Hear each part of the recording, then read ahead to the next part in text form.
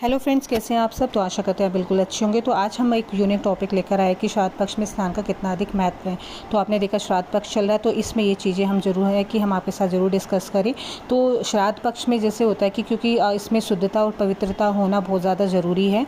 स्नान से शरीर और मन की शुद्धि होती है, साथ ही इसमें श्राद्ध कर्म करते समय हमें शुद्धता अत्यंत आवश्यक भी मानी जाती है, क्योंकि एक धार्मिक और ये एक आत्मिक कार्य होता है। जो आपने देखा, हमारे बुजुर्ग भी हमसे कहते हैं कि कोई भी कार्य करते, कोई भी धार्मिक कार्य होते, तो उससे पहले आपको अपने शरीर को शुद्ध करना बहुत ज़्यादा ज़रूरी है।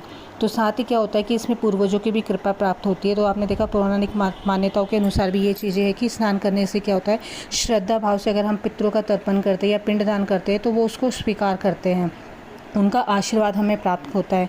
तो विशेषकर कुछ लोग होते हैं जैसे तीर्थ स्थल पर जाते हैं, जैसे गंगा यमुना हो गया, तो वहाँ पर जाते हैं। लेकिन अभी पानी का जो लेवल बहुत ज़्यादा अधिक है, तो आप अपने घर पे भी अगर गंगा जल है तो आप वो कुछ बूंदें अपने पानी में डालकर उससे स्नान कर सकते हैं। इससे क्या होता है, जो भी श्राद्ध पक्ष की वातावरण में आपने देखा, पितृगणों की बोलते ना, हर एक कण में पितृगणों की उपस्थिति माना जाती है। और वो 15 दिन तक, जितने दिन भी श्राद्ध होते हैं, वो आपके घर में ही रहते हैं, हर एक चीज़ों में।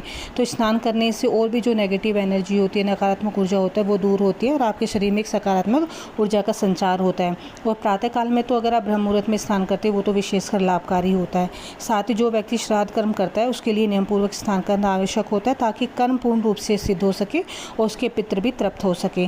जैसे कुछ ऐसे धार्मिक ग्रंथ भी है, उनमें भी इनका प्रमाण है। गरुड़ पुराण जैसा है, आपका मनुस्मृति है और मत्स्य पुराण है। तो और भी ऐसे धार्मिक ग्रंथ है जिसमें भी जो ये श्राद्ध पक्ष में स्नान है विशेषकर माना गया है।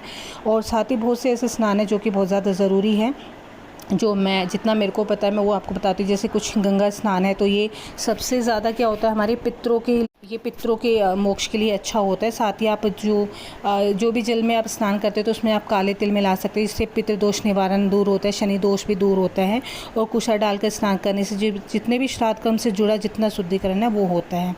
तो ये कुछ ऐसी चीज़ें जो मैंने आपके साथ बताई है, बहुत ही अच्छे से आपको इन चीज़ों को फॉलो करना है।